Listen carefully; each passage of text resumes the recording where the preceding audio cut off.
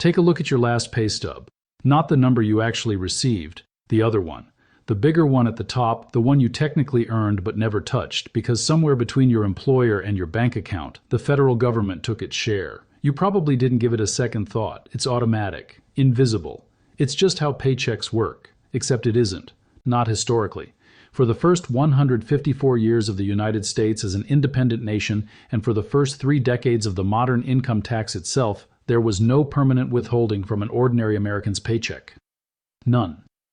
If you earned $100, $100 landed in your hand, and yet the government still collected income taxes. Which means millions of Americans did something that sounds almost unimaginable today. Once a year, they sat down, calculated everything they owed, wrote a check for the entire amount, and in many cases stood in line at a government office to hand it over, face to face, eye to eye with the tax collector. So how did that actually work? Why did almost nobody pay income tax at all before the 1940s?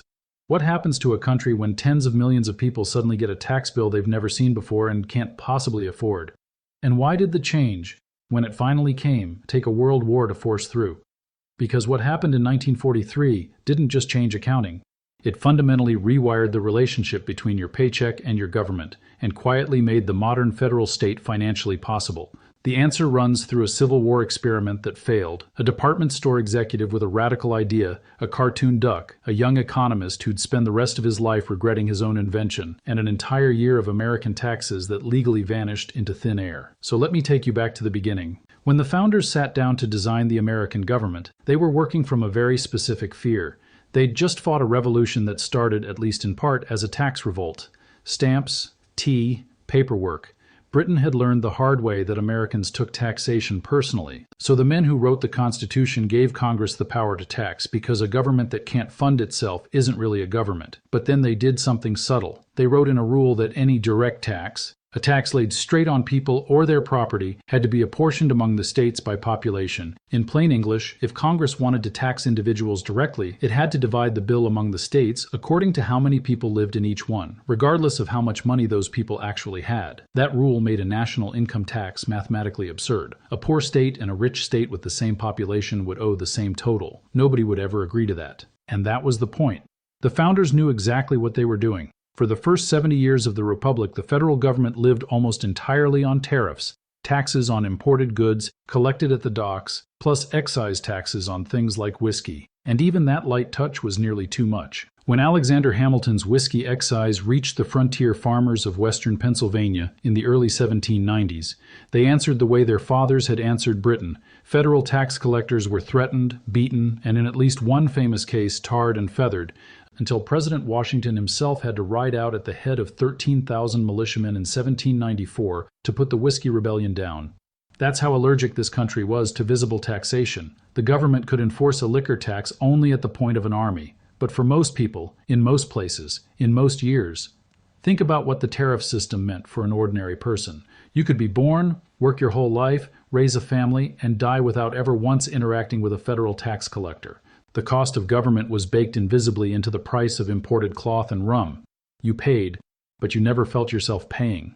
Hold on to that idea, because this entire story, all 154 years of it, is really about one question. Should you feel it? Then came the war that broke everything. By the summer of 1861, the Civil War was devouring money at a pace no tariff could match. The Union was spending more in months than the government had once spent in years. So in 1862, Congress did the previously unthinkable. It passed a real, functioning income tax, and it created a brand new agency to collect it, the Bureau of Internal Revenue, the direct ancestor of today's IRS. Suddenly there were federal assessors and collectors fanning out across the North, and citizens were filling out returns under oath. Even President Lincoln paid income tax on his salary. Verify, Lincoln's payments are documented. Some accounts say his estate later received a refund for overpayment. Confirm before citing the refund detail. And here's the detail most people overlook, the one that makes this story so strange. That Civil War system included withholding. The Treasury deducted the tax owed by federal employees straight out of their government salaries before they were paid. Collection at the source, as the lawyers called it. America's very first paycheck withholding, 80 years early. It didn't last. In 1864, Congress amended the law to exempt federal salaries, and in 1872, with the war won and the emergency over, the whole income tax was repealed. The machinery was dismantled. Withholding had been tried once and killed once. Remember that. It's going to happen again. For the next 40 years, the income tax became a political ghost. Farmers and populists wanted it back because tariffs quietly punished ordinary consumers while the new industrial fortunes, the Carnegies, the Rockefellers, went largely untouched. Congress actually passed a new income tax in 1894. The Supreme Court struck it down the following year in a case called Pollock versus Farmers Loan and Trust, ruling that it counted as a direct tax and therefore ran into that old apportionment rule. The founders' mathematical wall still standing, still doing its job. So the reformers did the only thing left. They changed the Constitution itself. In 1913, the 16th Amendment was ratified, giving Congress the power to tax incomes without apportionment, and within months a new income tax was law. Now, if you're picturing 1913 America groaning under taxation, don't. Picture this instead. The first Form 1040 was 3 pages long with 1 page of instructions. The tax was 1% on income above a $3,000 exemption, roughly $95,000 in today's money, verify conversion, and higher still for married couples. In 1914, out of a nation of nearly 100 million people, only about 358,000 returns were filed. Verify exact figure. That's not a mass tax. That's a tax on the top sliver of American society, bankers, industrialists, prosperous professionals. 99% of Americans owed nothing, filed nothing, and felt nothing. But here's a fascinating wrinkle most people don't realize. That 1913 law also included withholding. Congress required banks and corporations to deduct the tax from certain payments before the money ever reached the recipient. And for the second time in American history, withholding died young. Employers and banks howled about the paperwork. The system was so unpopular and so clumsy that Treasury Secretary William Gibbs McAdoo, Mu-Ka-Do, the man whose own department benefited from it, recommended scrapping it. In 1917, Congress did exactly that, replacing collection at the source with mere reporting at the source. Your bank would tell the government what it paid you, but collecting the money was your problem. Tried twice, killed twice. And so the face-to-face era settled in. If you were one of the few who owed tax, here's what your year looked like. The deadline wasn't April 15th, it was March 15th. You gathered your records, computed your own tax, and paid it yourself, either in one lump sum or in quarterly installments. Many people paid at the office of the local collector of internal revenue, and every March, newspapers described the last-minute crush, lines of taxpayers snaking out of federal buildings as midnight approached on deadline day, checkbooks in hand. Verify, March 15th. Deadline is well documented through 1954. Confirm a specific newspaper scene before adding name details. Paying federal income tax was an event. Deliberate, physical, slightly painful. You knew, to the dollar, what your government cost you because you handed it over yourself. And for nearly 30 years, that was the deal. It worked, for one simple reason. Almost nobody paid. That was about to change. Twice. The first change arrived quietly, wearing a disguise. The Great Depression had done something to American politics that no panic before it had managed. It convinced a durable majority of voters that the federal government should stand underneath ordinary people when the economy collapsed. But that idea came with a price tag, and a tax system built to skim only the top sliver of society couldn't pay it forever. Something structural had to give. In 1935, in the depths of the Depression, Franklin Roosevelt signed the Social Security Act. To fund it, the law created a payroll tax, and from the very first collections in 1937, that tax was deducted directly from workers' paychecks by their employers. Withholding was back in America, on tens of millions of paychecks. And here's the remarkable part. Nobody rioted. Why? Framing. Social Security wasn't sold as a tax, it was sold as an insurance premium, a contribution to your own old age account. Workers even got personal account numbers, those 9 digits you still carry today. The deduction felt less like the government taking and more like you saving. If you want one human image for what that bargain looked like, take Ida Mae Fuller, a legal secretary from Ludlow, Vermont. She paid into the system for just 3 years, a total of about $24.75 in payroll taxes. In January 1940, she received the first monthly Social Security check in American history for $22.54. She then lived to be 100 years old and collected nearly $23,000. Verify figures. These numbers are widely cited by the Social Security Administration. Confirm exact amounts. Not a bad return on $25. Her check number, by the way, was 0000001. So by 1940, the machinery of paycheck deduction existed, humming away in every payroll office in the country. The income tax, meanwhile, remained what it had always been, a class tax touching maybe 5% of workers, two separate worlds. It would take exactly one Sunday morning in December to smash them together.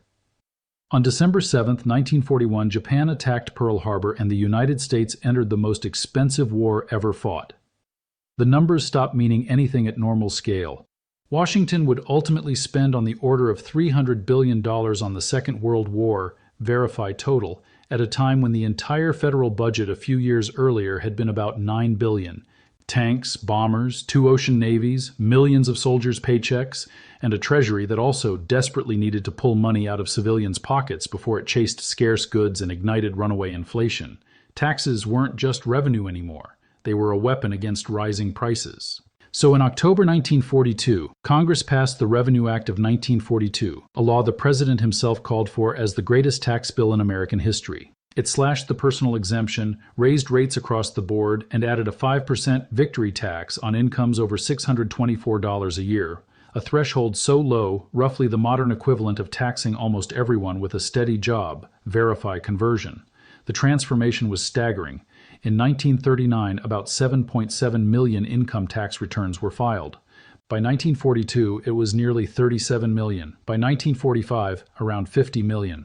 In half a decade, the income tax went from something 5% of workers paid to something roughly 3/4 of them paid. Tax historians, borrowing a phrase from the law professors Stanley Surrey and William Warren, call it the moment the income tax changed from a class tax into a mass tax.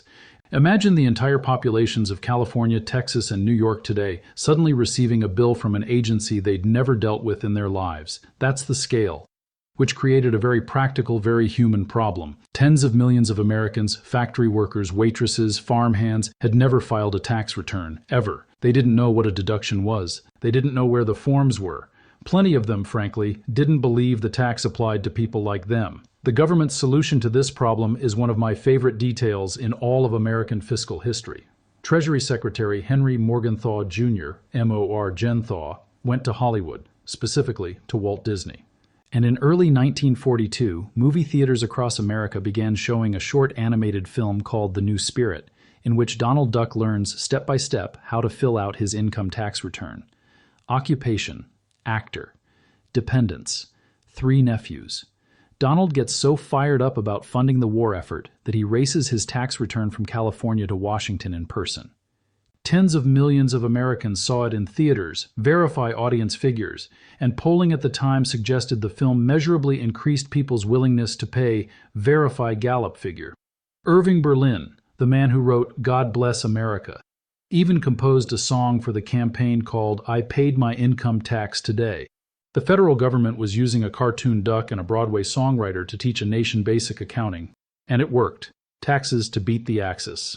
And there was one more provision buried in that 1942 law, easy to miss at the time and enormous in hindsight. The little 5% victory tax came with its own collection mechanism. Starting in January 1943, it would be deducted directly from paychecks by employers. For the first time since 1917, ordinary American wages were having federal income tax withheld at the source, only a sliver of it, only the victory tax portion, but the pipe had been laid. The question now was whether the entire income tax would be poured through it. But behind the cheerful propaganda, the Treasury had spotted a mathematical trap, and it was closing fast. Here's the trap. The income tax was still collected the old way. You paid this year for what you earned last year.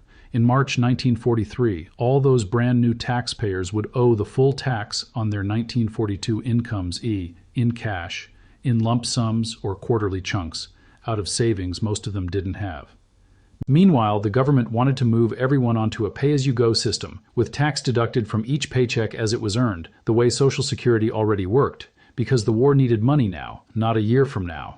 But bolt withholding onto the old system and look what happens to an ordinary family. A machinist earning $2,500 a year would spend 1943 paying off his entire 1942 tax bill and having his 1943 tax pulled from every paycheck. 2 years of taxes, 1 year of income. Multiply that by 40 million households in the middle of a war that depended on those same households buying war bonds and staying out of debt. The Treasury's own General Counsel, Randolph Paul, later wrote that the problem of transition was genuinely hard to solve. Washington was stuck. And that's when a department store executive walked into the biggest tax fight in American history. His name was Beardsley Ruml, verify pronunciation, and he may be the most unusual figure in this whole story. Ruml was the treasurer of R.H. Macy and Company. Yes, the Macys, the one with the parade, and at the same time chairman of the Federal Reserve Bank of New York. Retail executive and central banker in one large, cheerful body. He'd earned a doctorate in psychology from the University of Chicago, had run a Rockefeller philanthropic fund, and had a reputation, lovingly documented in a 3-part New Yorker profile, as a kind of professional idea man, a self-described lazy thinker who did his best work sprawled on a couch, generating schemes for other people to execute. In 1942, lying on that couch, Ruml came up with the scheme of his life. His argument started from a merchant's instinct. At Macy's, Ruml liked to say, "Customers pay for what they're buying now. No store would dream of making you pay off last year's purchases before you could buy this year's coat." So, why did the government? His plan: move the entire country onto pay-as-you-go immediately, with taxes collected from income as it was earned, and simply skip the old bill. Forgive 1942's tax liability. Wipe it out. Not because taxpayers deserved a gift, Ruml argued, but because under his plan the government would never miss a payment. Money would flow into the Treasury every single payday, forever, without interruption. The government wouldn't lose a year of revenue. Taxpayers would just stop being a year behind. To the average American staring down a terrifying March deadline, this sounded like a miracle. And Ruml, unlike most men with tax plans, knew how to sell one.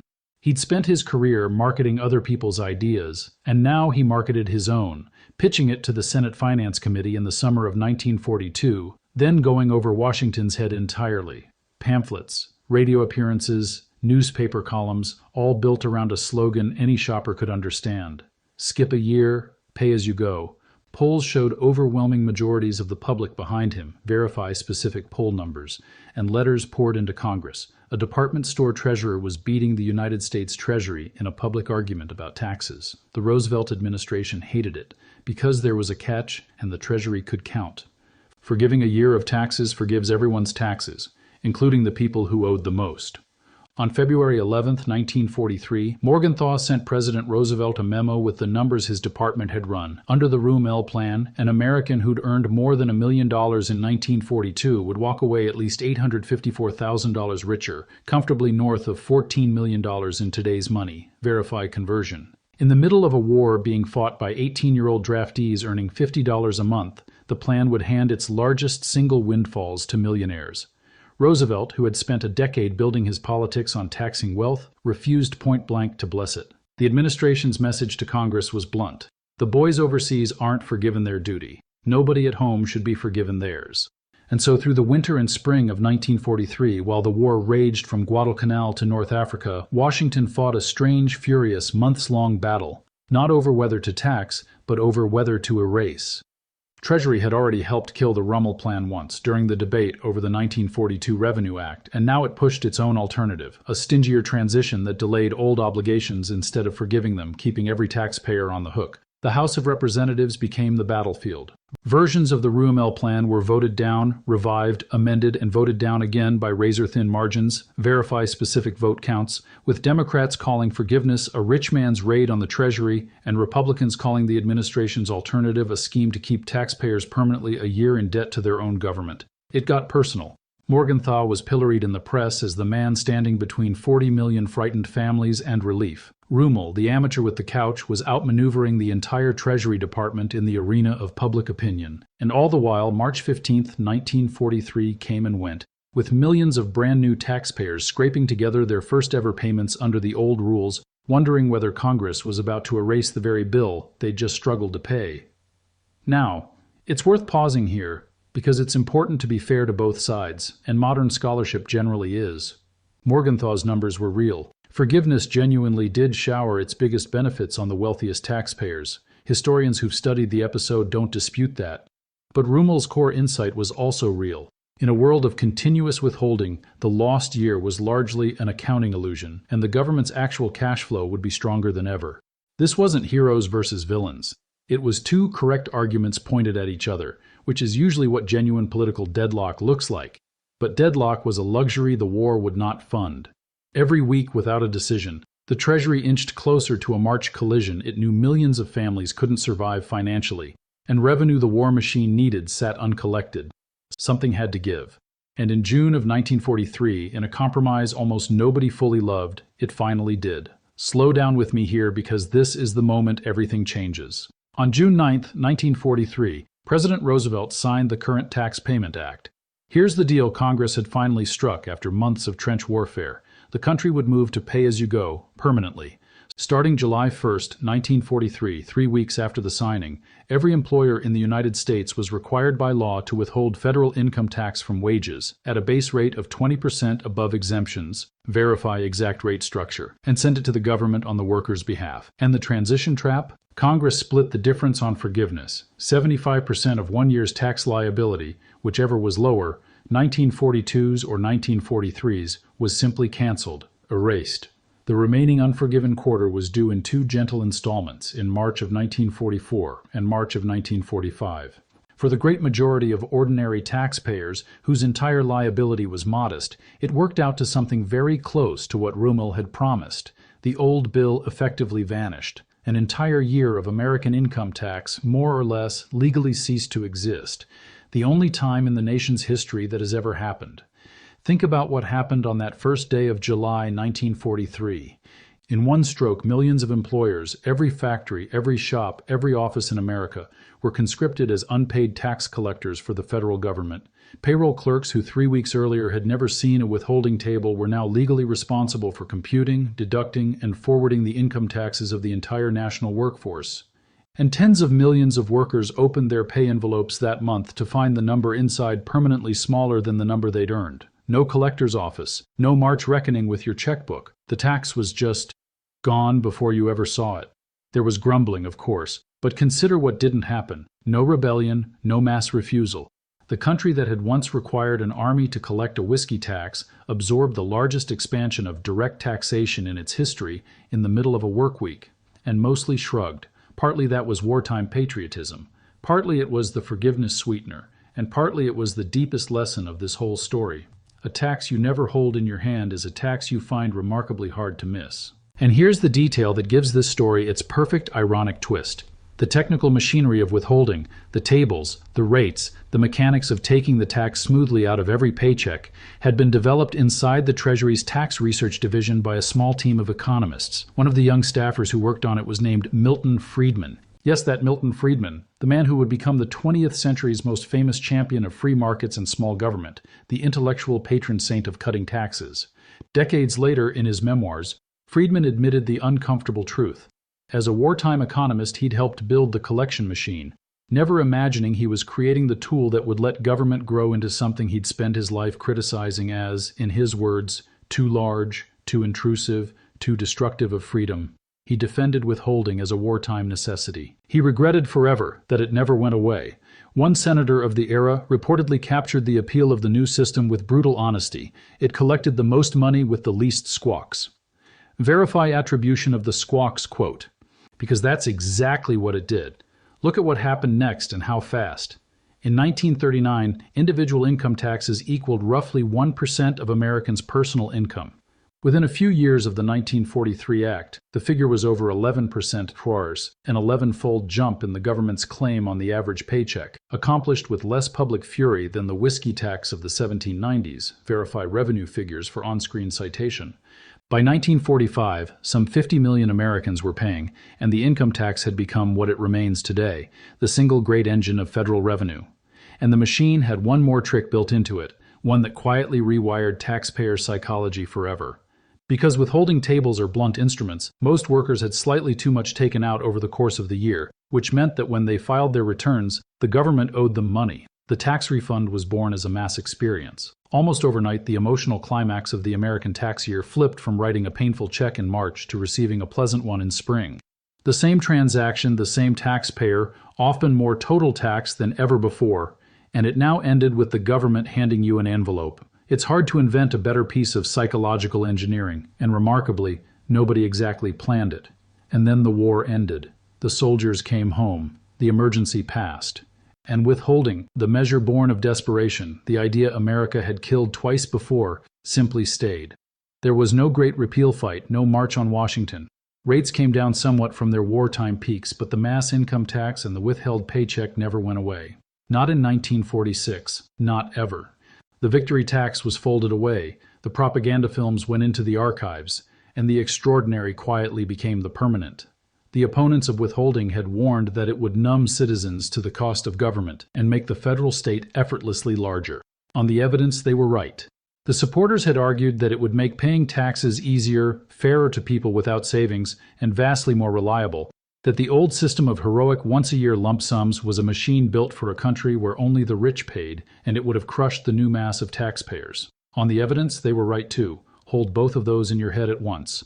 That's the honest version of this story.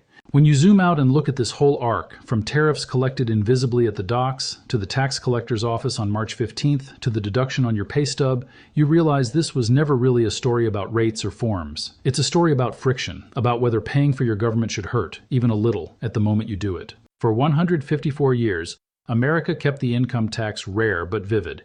If you paid it all, you felt every dollar leave your hand face to face with the person collecting it. Since July 1, 1943, we've run the opposite experiment. Nearly everyone pays and almost no one feels it. Remember that line of taxpayers snaking out of the collector's office at midnight? It's gone. It has been gone for 80 years, and its absence shapes your financial life more than almost any law you could name. Today, withholding delivers the overwhelming majority of individual income tax to the Treasury, a river of money measured in the trillions of dollars every year. Verify current figure, flowing automatically, payday by payday, from a couple 100 million paychecks. And here's the everyday absurdity we've all made peace with. Most American filers actually overpay through the year and then receive a refund, typically around $3,000, verify current average, which millions of people genuinely celebrate. Think about that. We lend the government our own money, interest-free for a year, and feel a small burst of joy when some of it comes back. Beardsley Ruml's couch-born scheme, Milton Friedman's tables, Donald Duck's cheerful example, all of it lives on in that strange little annual ritual, none of which means the machine was built for nothing. The withheld paycheck funded the defeat of fascism. It funded the GI Bill that sent a generation to college, and the interstate highways, and, for better and worse, everything the modern federal government has done since.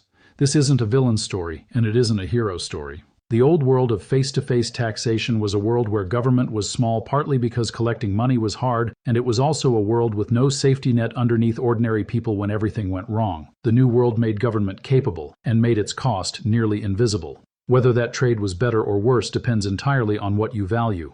But the question underneath it never got settled. It just got quieter. When the cost of government is something you never actually feel, who decides how big that cost gets to be?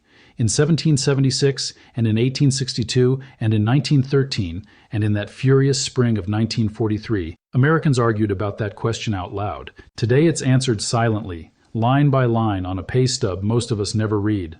The tax collector didn't disappear in 1943. He just moved inside your paycheck, and out of sight. If this story changed the way you look at that pay stub, subscribe to the channel.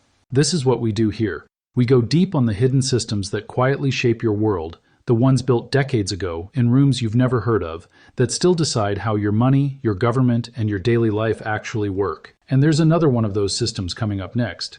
Because before 1913, America funded itself with no income tax at all, and how that worked is even stranger than what replaced it.